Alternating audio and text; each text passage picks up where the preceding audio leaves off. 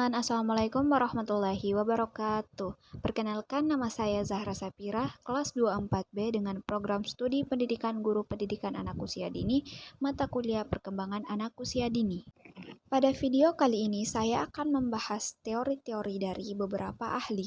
Yang pertama teori psikoanalisis, yang kedua teori psikososial, yang ketiga teori perkembangan kognitif, yang keempat teori pembelajaran sosial, yang kelima teori perkembangan moral, yang keenam teori kecerdasan, yang ketujuh teori kecerdasan emosional, dan yang terakhir teori perkembangan sosial dan kognitif.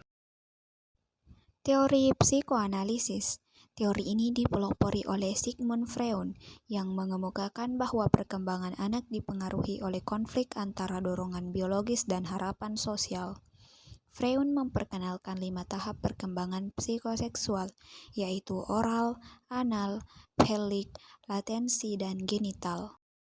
Teori psikososial. Erik Erikson mengembangkan teori psikososial yang memperluas ide Freud tetapi dengan fokus pada perkembangan sepanjang hidup. Erikson menggambarkan 8 tahap perkembangan psikososial, di mana setiap tahap melibatkan krisis dan konflik yang perlu diselesaikan agar dapat berkembang dengan sehat. Untuk anak usia dini, tahap-tahap penting tersebut meliputi kepercayaan versus ketidakpercayaan, otonomi versus rasa malu, dan inisiatif versus rasa bersalah. Teori perkembangan kognitif Jean Piaget.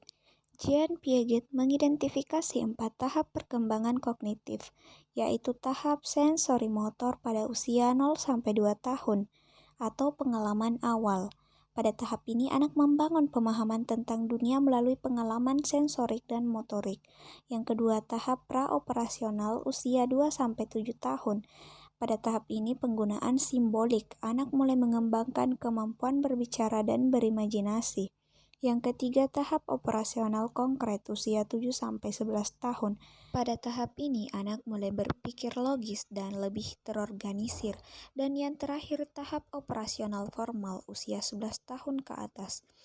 Anak dapat berpikir deduktif dan hipotesis serta memahami konsep-konsep yang kompleks. Teori pembelajaran sosial. Albert Bandura menjelaskan bahwa perilaku manusia dapat dipelajari melalui observasi dan pemodelan. Berikut adalah penjelasan utama teori tersebut. 1. Pengondisian perilaku yang belum diperkuat. Ia berpendapat bahwa perilaku juga dapat dipelajari melalui observasi dan pemodelan. 2. Peran observasi dan pemodelan. Menurut Bandura, anak dapat belajar perilaku baru dengan mengamati tindakan orang lain di sekitarnya. Yang ketiga, komponen kognitif.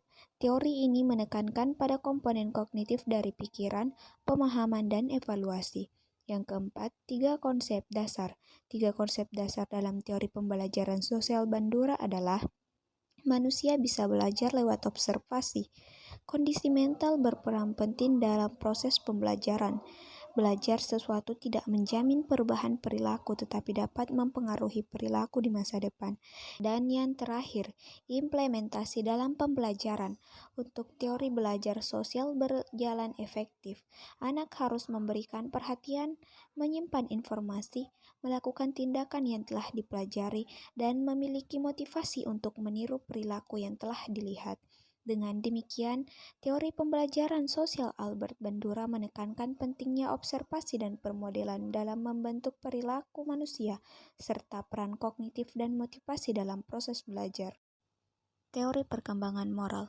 Lawrence Kohlberg berfokus pada perkembangan moral dan etika, mengidentifikasi 3 level utama perkembangan moral, yaitu prakonvensional, konvensional, dan pasca-konvensional. Dengan demikian, teori perkembangan moral Lawrence Kohlberg menekankan pentingnya kematangan kognitif dalam perkembangan moral seseorang, serta mengidentifikasi 6 tahapan perkembangan moral yang berbeda. Namun, teori ini juga tidak lepas dari beberapa kritikan terkait metodologi penelitian dan hubungan antara penalaran moral dan perilaku moral. Teori kecerdasan. Genda Howard Gardner mengusulkan bahwa ada beberapa jenis kecerdasan. 7 kecerdasan awal, yaitu kecerdasan linguistik, kecerdasan logis matematis, kecerdasan visual spasial, kecerdasan musikal, kecerdasan kinestetik badani, kecerdasan interpersonal, dan kecerdasan intrapersonal. Sedangkan kecerdasan tambahan yaitu terbagi menjadi dua, kecerdasan naturalis dan kecerdasan eksistensial. Dengan demikian, teori kecerdasan ganda Howard menekankan bahwa setiap individu memiliki berbagai jenis kecerdasan yang unik dan beragam, bukan hanya terbatas pada satu jenis kecerdasan. Teori kecerdasan emosional. Daniel Goleman menjelaskan kemampuan seseorang untuk mengelola emosi, mengenali perasaan diri sendiri dan orang lain, memotivasi diri sendiri, dan menjalin hubungan yang lebih baik dengan orang lain. Terdapat 5 komponen utama kecerdasan emosional, yaitu 1. Kesadaran diri, 2. Pengaturan diri, 3. Motivasi, 4. Empati, dan keterampilan sosial. Terdapat 2 indikator utama kecerdasan emosional, yaitu mengenali emosi diri dan mengelola emosi. Dan yang terakhir adalah teori perkembangan sosial dan kognitif. Lev Vygotsky menekankan pentingnya interaksi sosial dan budaya dalam perkembangan kognitif. Konsep zona perkembangan proksimal menunjukkan jarak antara apa yang dapat dilakukan anak secara mandiri dan apa yang dapat dicapai dengan bantuan orang dewasa atau teman sebaya. Dengan demikian, teori perkembangan sosial dan kognitif Lev Vygotsky menekankan pentingnya interaksi sosial dan lingkungan budaya dalam perkembangan kognitif individu, serta menggunakan konsep zona perkembangan proksimal dan pendekatan sosiokonstruktivisme untuk menjelaskan proses pembelajaran yang aktif dan interaktif. Mungkin cukup sampai di sini.